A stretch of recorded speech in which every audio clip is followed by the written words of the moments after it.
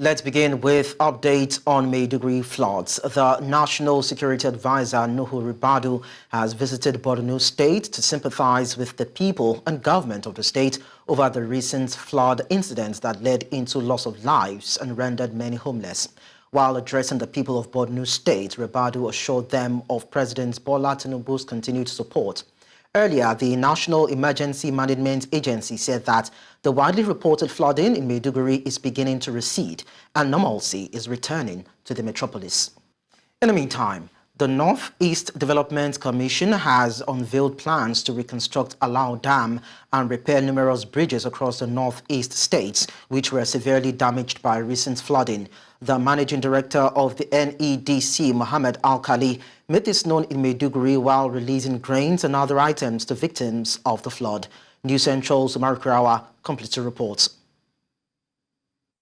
Thousands of houses and other infrastructures are still submerged in Maiduguri, the Borno state capital. With more than 1 million persons affected, victims of the flood take refuge at government camps or houses of loved ones. The collapse of the Alau Dam, which has been allegedly filled to capacity for the past 1 week, is said to be the cause of the flood in Maiduguri. The long term is how to control the occurrence of such things in the future. Alau Dam, we now said it got annoyed and angry and for 30 years ago, and it did it again. And what happened the 2 days ago is times 2 of what happened in 30 years ago. So we need to work to stop it from happening, or if it happens again in the future, let it be 1, not 3. So, but that is going to be a very huge collaboration between the federal government, the state government, and all other agencies of our government or donor agencies which we are going to pursue so that we do the needful. The project aims to restore vital infrastructure, ensuring better resilience against future natural disasters. We are going to release about 200,000 bags of rice to the whole of Northeast, 200,000 bags of rice. We are going to also release 150,000 cartons of macaroni or spaghetti. And we are going to release 50,000 cartons of vegetable oil. When you multiply by 5, you have about 250,000 gallons of veg oil. We're also going to release blankets, about 200,000. We're going to also release mats, branded mats, about 200,000. And we're also going to release about 50,000 pieces of shadda for the men, because like those who are affected by this flood, the bridge collapse, I mean, they left their houses without taking any of their wares. We're also going to release our 50,000 pieces of for the women, another 50,000 pieces so that they can be able to recoup. Children wares, we have about 65,000 pieces. The relief effort aims to alleviate food shortages in the region, which has been struggling with extensive damage from the flood disaster. In Maiduguri for News Central, Umaru Kirawa. On floods, in response to a NEMA forecast predicting severe flooding in Kebbi State due to the convergence of water from the rivers of Guinea, Jalon, Gambia, and Niger, the state government has formed a 16-member committee to manage the impending disaster. At a meeting held in the Cabinet Office Conference Hall in Benin Kebbi, the Deputy Governor and Committee Chairman, Senator Umar Abubakar Tafida, emphasized the government's collective commitment to mitigating the effects of the expected floods. He stressed the need for proactive measures to prevent and manage the disaster. He explained that the committee's primary objective was to assess the current situation, identify critical needs, and develop a comprehensive flood management strategy.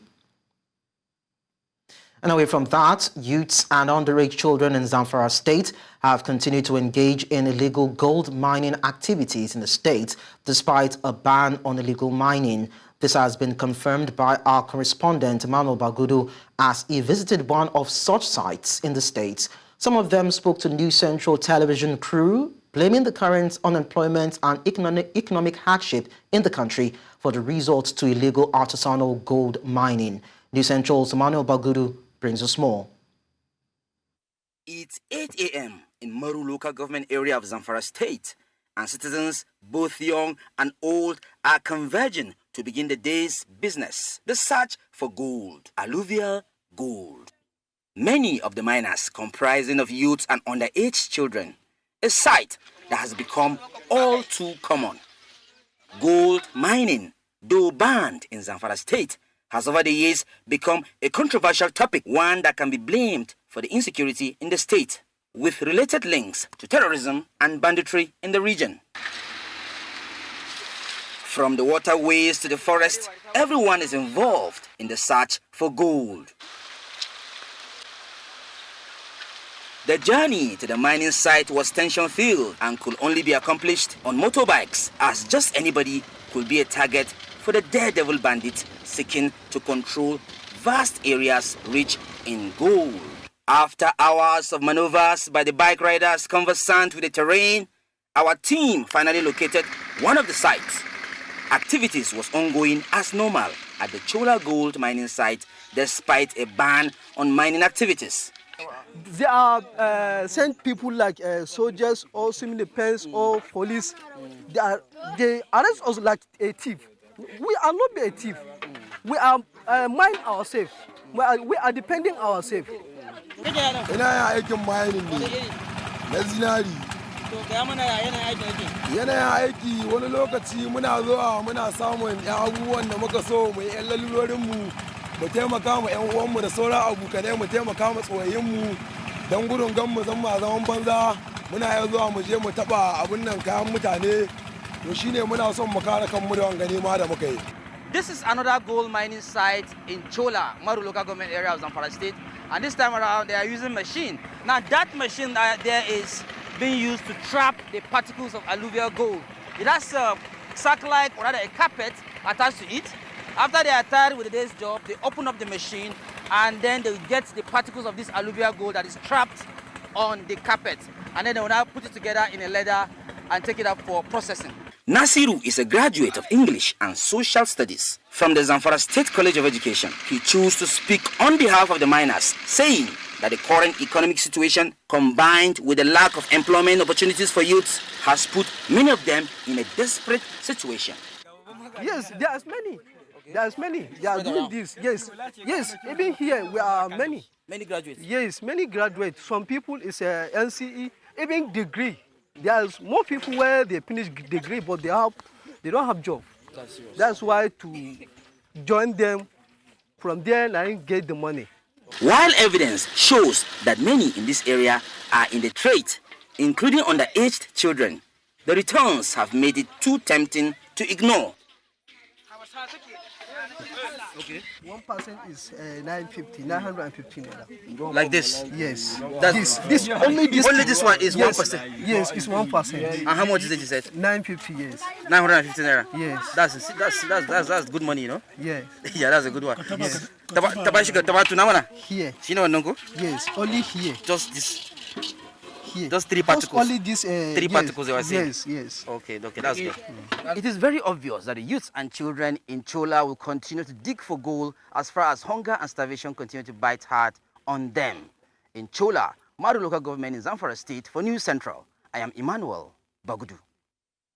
Let's now tell you that the Presidential Compressed Natural Gas Initiative Council has reaffirmed its commitment to alleviating traffic congestion and minimizing the impacts of the fuel subsidy in Nigeria. As part of its efforts, the council is set to distribute 1,000 conversion kits across the country. During a visit to a distribution center in Ogun State, a representative of the council disclosed that 450 conversion kits had already been given out to states, with an additional 550 awaiting distribution.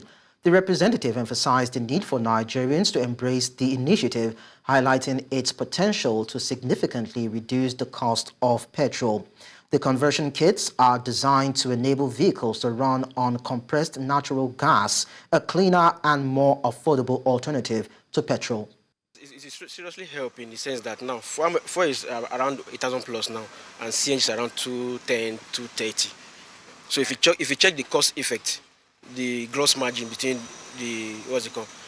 what fuel is being sold now and the CNG price, it will have a lot of positive impact on everybody. Currently, we are doing cataloging for the 1,000 kits and cylinders we intend to distribute across the country, Lagos, Ogun State, Kaduna, Abuja, and Oyo.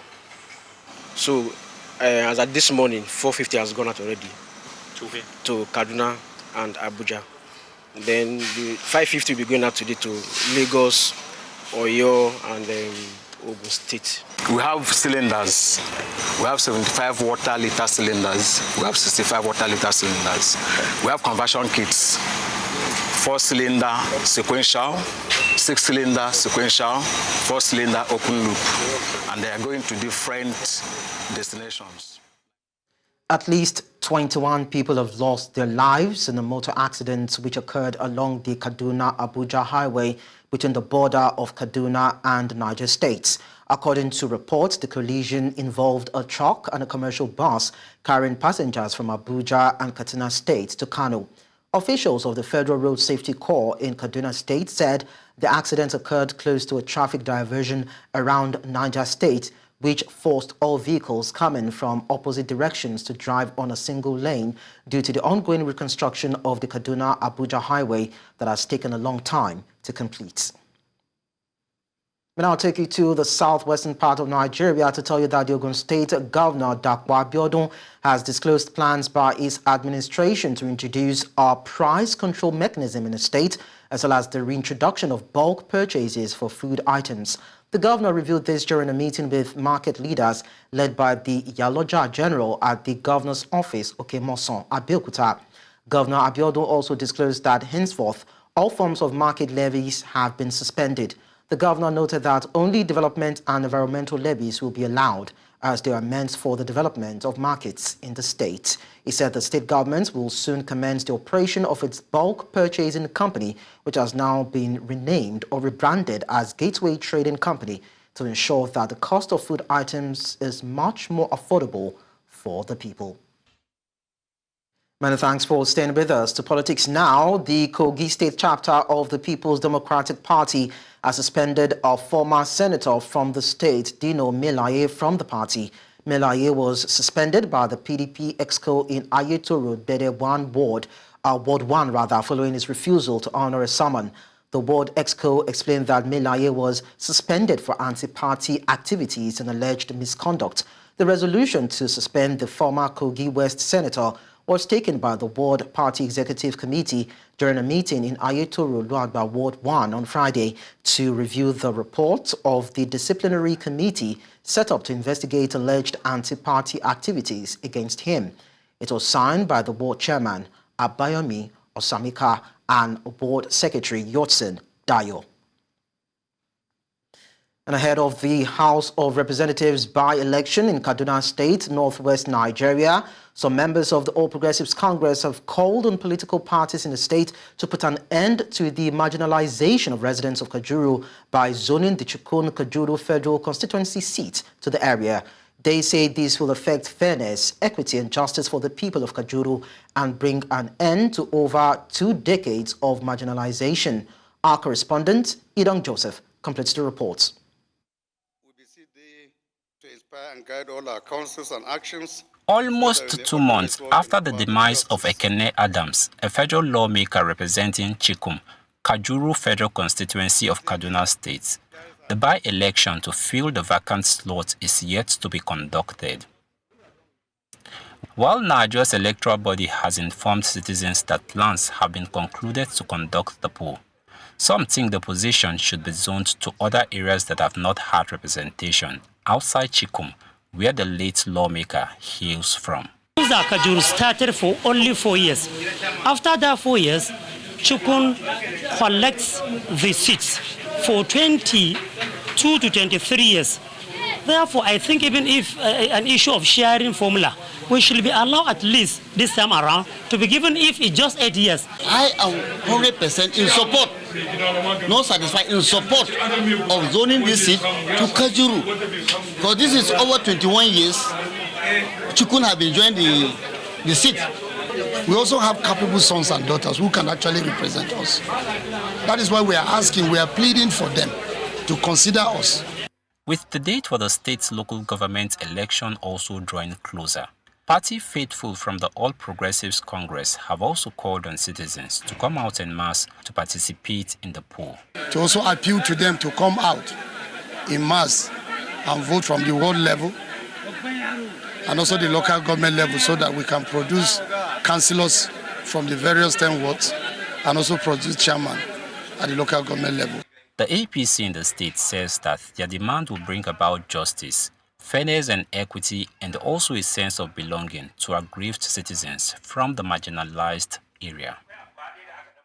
About Nigerian Army, Nigeria's Chief of Army Staff, Lieutenant General Taoreed Lagbaja, has expressed the need for the officers and troops of the Nigerian Army to be equipped with digital transformation and smart soldier concepts. This, he said, would better position the Nigerian Army in combating the various forms of insecurity in the country with improved and standardized technical know-how that will meet international standards. Chizoba Anyonwe, who is our correspondent in Jos, the Plateau State capital, tells us more.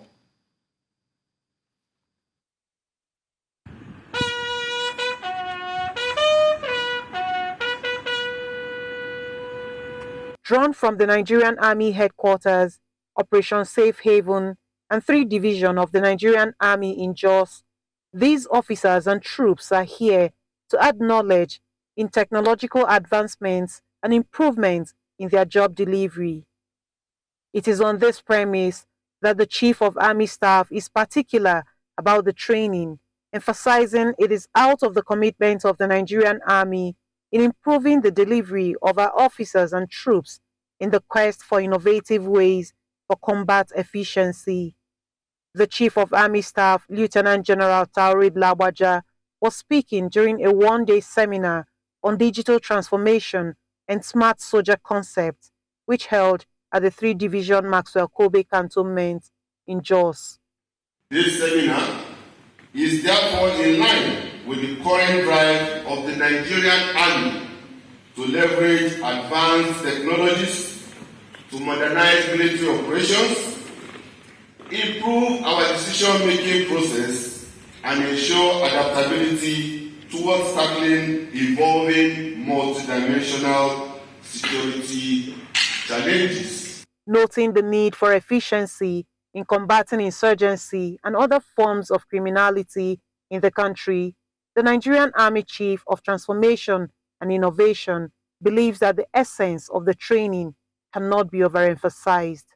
It will particularly enhance the capacity of junior and middle career officers of the Nigerian Army, who are the main targets of this seminar, to make informed decisions, manage resources effectively in a rapidly changing environment. Theme of the seminar is enhancing digital transformation and smart soldier concepts for combat efficiency.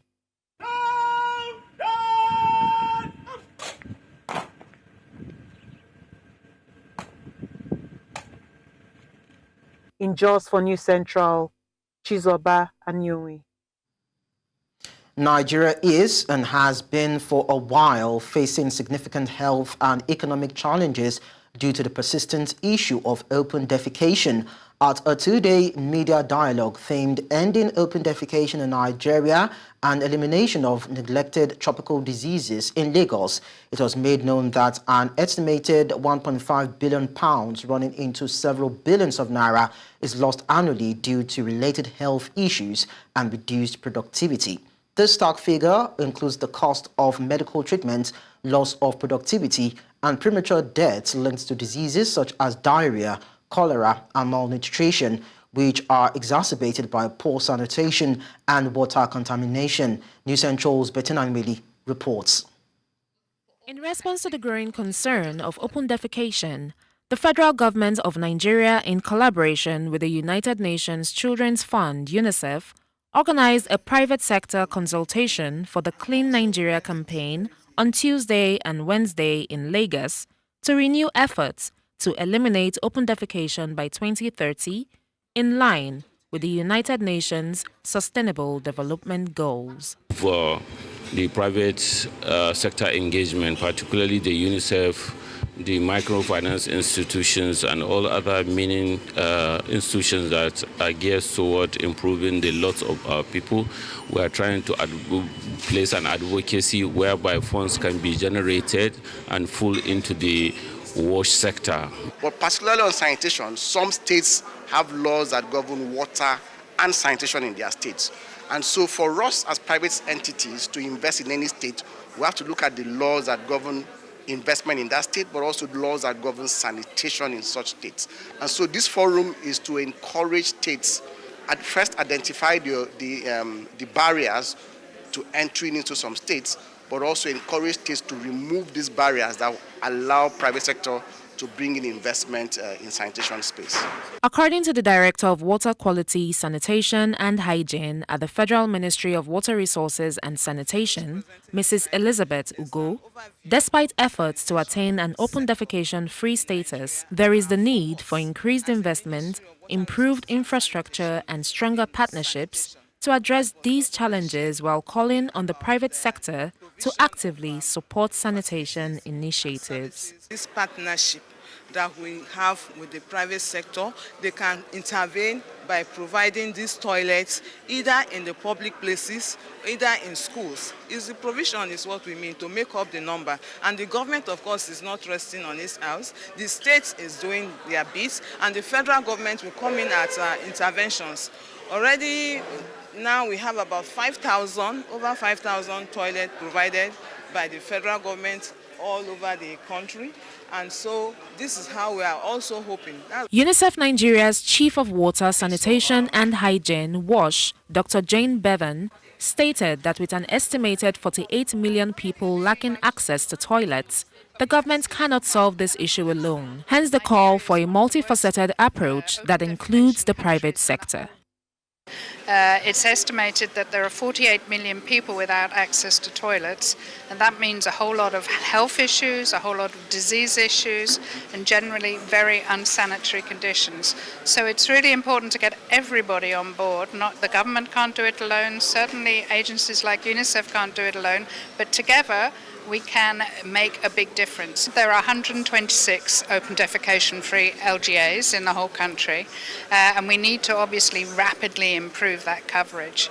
The private sector could really help setting up particularly private public toilets, particularly in urban settings. Lagos is a perfect example. We need more public toilets so that people don't have to resort to open defecation. Open defecation remains a pressing issue in Nigeria, posing significant challenges to public health and environmental sustainability.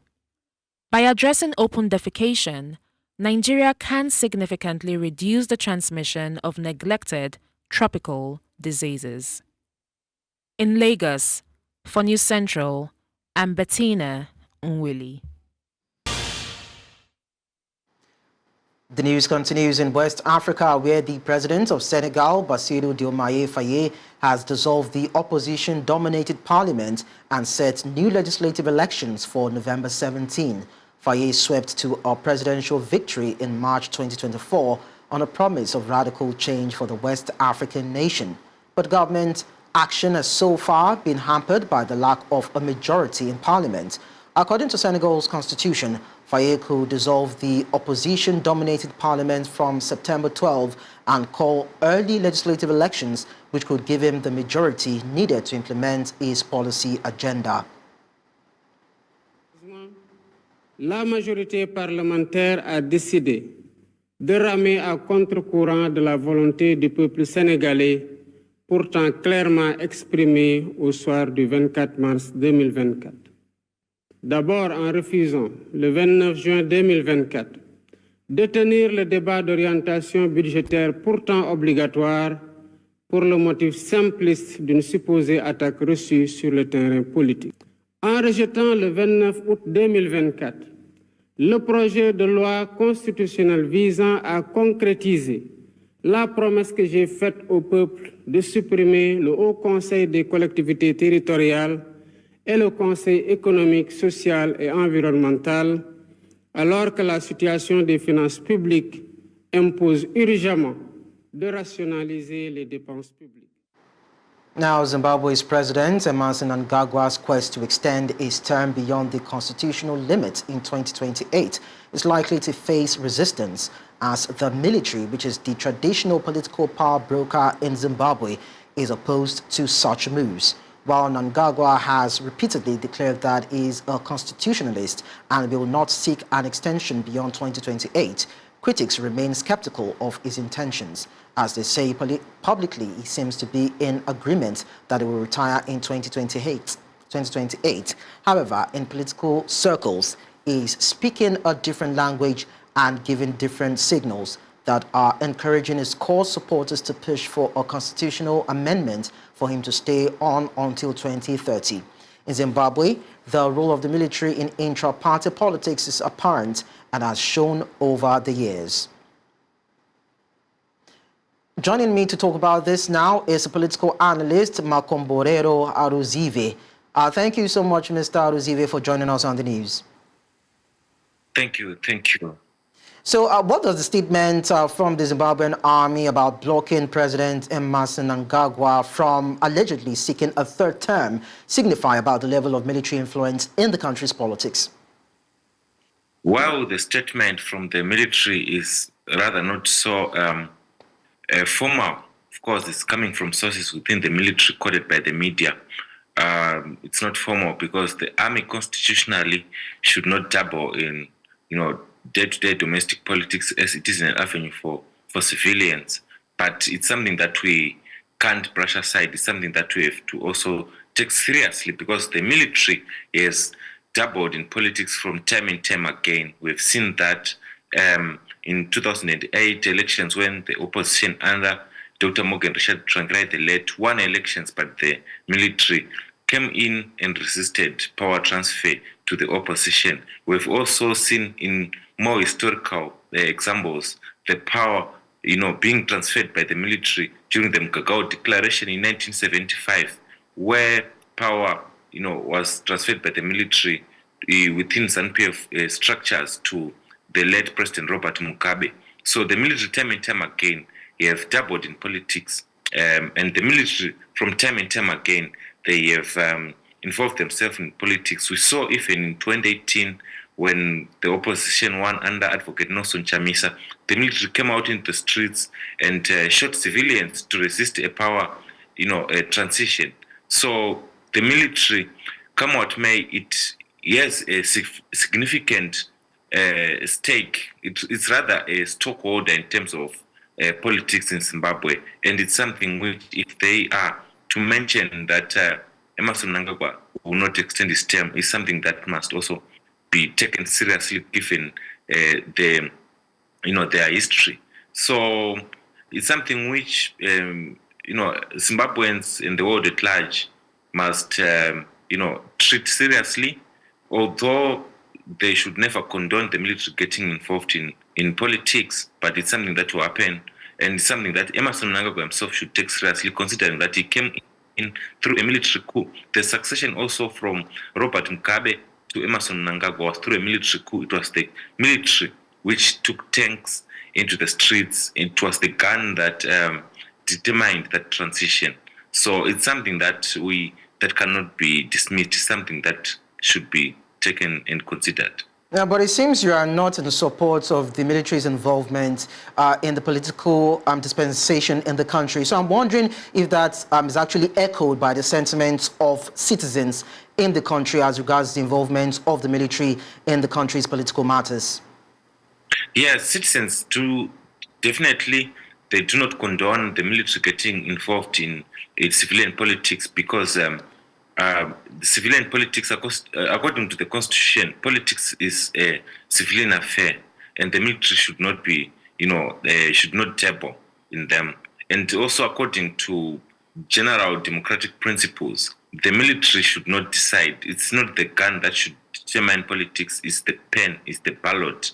But the military has proven to be mightier in terms of vetoing their way and their will into the day-to-day politics of Zimbabwe. The military, it's not just in terms of politics, it's also in the economy. We have seen the military, even in diamonds, in Chiadzwa, it's the military that eventually, profited most to the detriment of the Zimbabwean economy. We can see even when it comes to agricultural programs and projects, it's the military through Command Agriculture currently, and before there were other programs like Maguta program, which the military was running to the detriment of Zimbabwe. And we can see that Zimbabwe right now, according to UN, there is poverty. The agriculture is not delivering. Yet Zimbabwe used to be the bread basket of Southern Africa, but it's no longer that. It's now the baking basket of Southern Africa.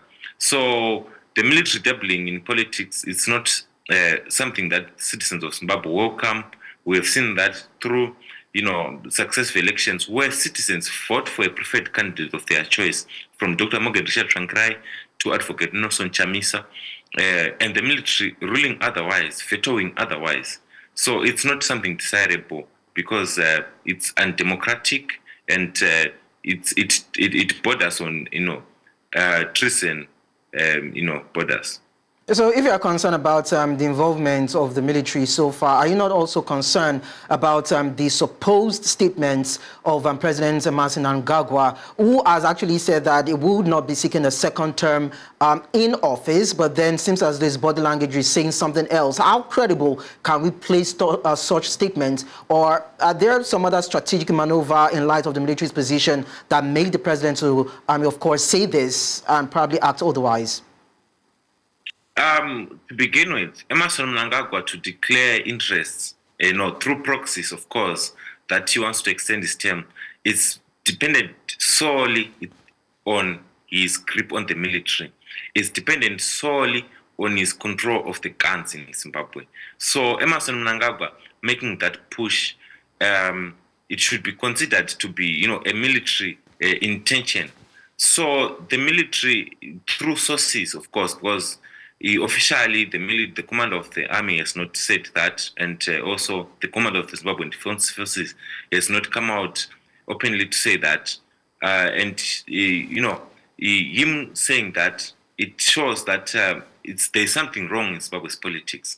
When there are issues to do with sabotaging the constitution, it should be entirely an issue which the citizens of Zimbabwe, through appropriate platforms, Parliament, and also through a plebiscite, these are the instruments which should really be blocking Emmerson Mnangagwa, and him making intentions to extend his term through, of course, his control as the commander-in-chief of the military shows that he depends on military power.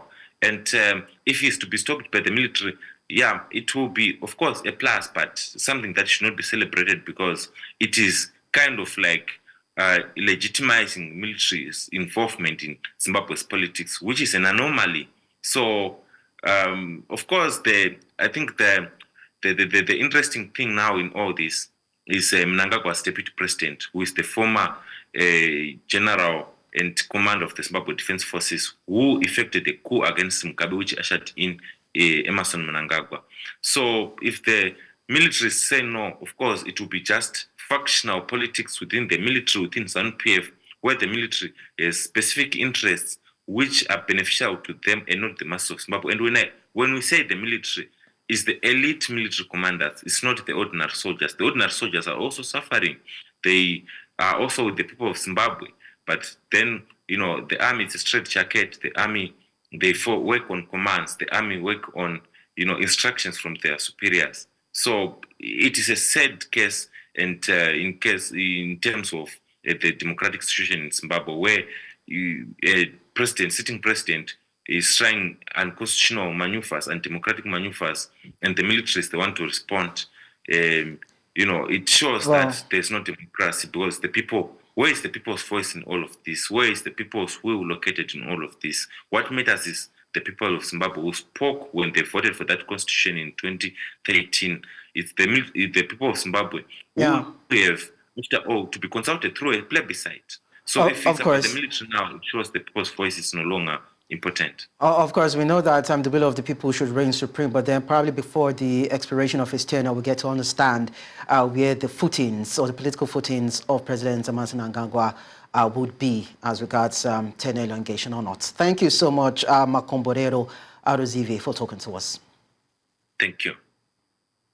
Moving on now, President Cyril Ramaphosa of South Africa has signed a disputed education bill into law, but delayed the implementation of two clauses that had threatened to fracture South Africa's nearly 3-month-old unity government. In a speech ahead of a signing ceremony in Pretoria, Ramaphosa said the implementation of the signing should start immediately.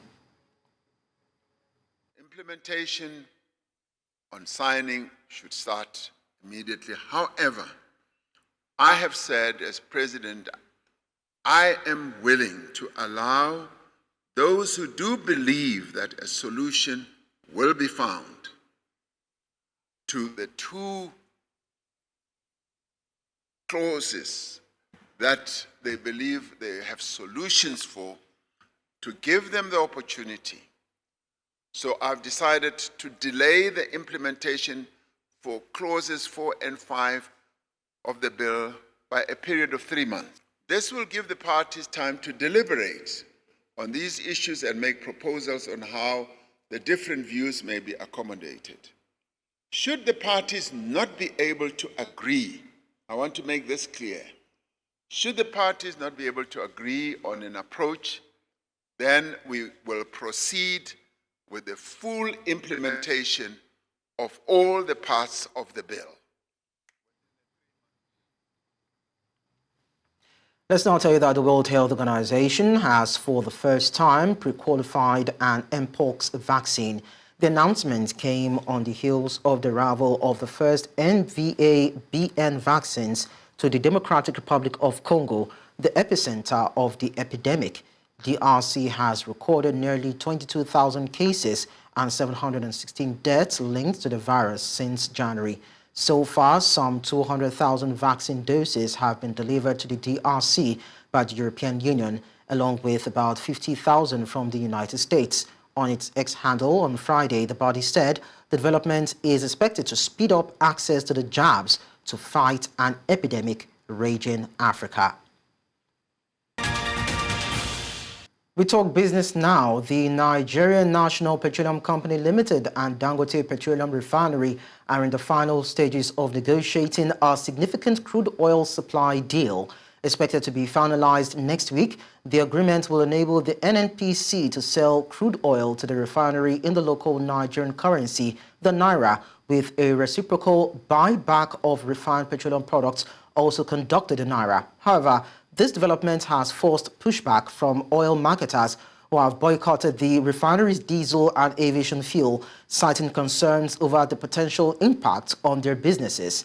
To provide insights on this evolving situation, energy consultant Seun Dania was featured as a guest on the Business Edge show, where he shared his experts' analysis and perspectives on the implications of this proposed crude oil supply deal between the NNPC and Dangote Petroleum Refinery. Building this refinery for a long time, so everybody should have been, putting their houses in order. People want to make profits. People want to, but I think the most important thing is the Nigerian people. Because at the end of the whole day, we shouldn't. If the oil marketers make a profit and the Nigerian economy as a whole is losing, because right now when we have all these fuel scarcities and this thing, the entire economy, we are unproductive. We lose so many man hours for people queuing up in petrol stations. We don't have any actual amount that we can actually put at how much Nigerian economy loses to these petroleum product shortages. So at this point, we need to think more, the oil marketers may lose. Nigeria's trade performance in the second quarter of 2024 showcased a substantial trade surplus of 6.95 trillion naira, driven by robust export performance, as highlighted in the National Bureau of Statistics reports. The data reveals the continued dominance of crude oil exports, a decline in imports, and a growing resilience and reliance on maritime transport. To delve deeper into these trends, the factors behind the trade surplus, top export destinations, and the changing dynamics of imports, the Business Edge program featured Samson Simon, the CEO and chairman of ARC Economics and Data Limited, who shared his expert insights on the key drivers influencing the reduction in imports observed during this period. The Naira has been devalued. It has been devalued by it has been devalued several times over within the period of 1 year. And because it costs far more now to buy products that are produced outside to import now. So that has discouraged Nigerians from importing. Normally, it would have been a good thing for us not to import, and our appetite for importation to be diminished. It should be a good thing.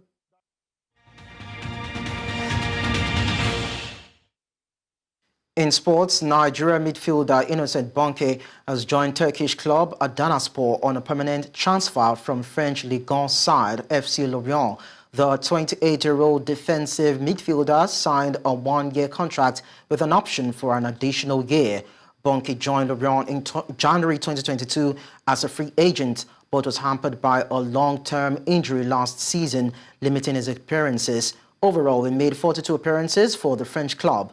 Prior to his stint in France, Bonke played in Norway and Sweden, gaining experience in European football. The Nigeria international, who has been capped 4 times by the Super Eagles, now looks to rejuvenate his career in Turkey with Adanaspor. Meanwhile, Chelsea striker Nicholas Jackson has signed a 2-year contract extension, keeping him at the club until 2033. Jackson, who originally joined Chelsea from Villarreal in 2023, had agreed in principle to extend his 8-year deal, as confirmed earlier by Blues boss Enzo Maresca. The club officially announced the extension on Friday, praising his performance in his first season, where he scored 17 goals, including a Premier League hat-trick against Tottenham. This season, Jackson has netted 2 goals in 4 appearances. We also tell you that Aston Villa have signed Brazil international Gabi Nunes from Levante for a club record fee of €300,000. That's about £250,000. The 27-year-old forward with 22 Brazil caps joins on a 2-year deal with an option for a third. Nunes was part of Brazil's silver medal winning squad at the Paris Olympics last month. She becomes Villa's 8th summer signing under new manager Robert Dupont, as the club makes significant investments to challenge the Women's Super League's top 4, Chelsea, Manchester City, Arsenal and Manchester United. Nunes' transfer ranks among the biggest in WSL history, though Chelsea's Mira Ramirez holds the British record at £384,000.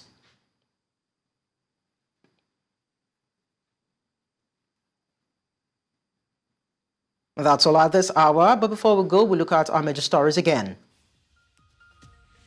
National Security Advisor has visited Maiduguri, sympathized with residents as NEMA announces receding of floods. Zimbabwe President Emmerson Mnangagwa's second-term bid has suffered a setback. We also told you that WHO has approved first jab of Mpox vaccine. Don't forget to send your eyewitness report to the WhatsApp number and email on the screen. Or you can follow us on social media. We are at News Central TV. You can watch News Central live on DSTV channel 422, StarTimes channel 274, Evo TV and YouTube. Many thanks for watching. I am Lekan Onabanjo.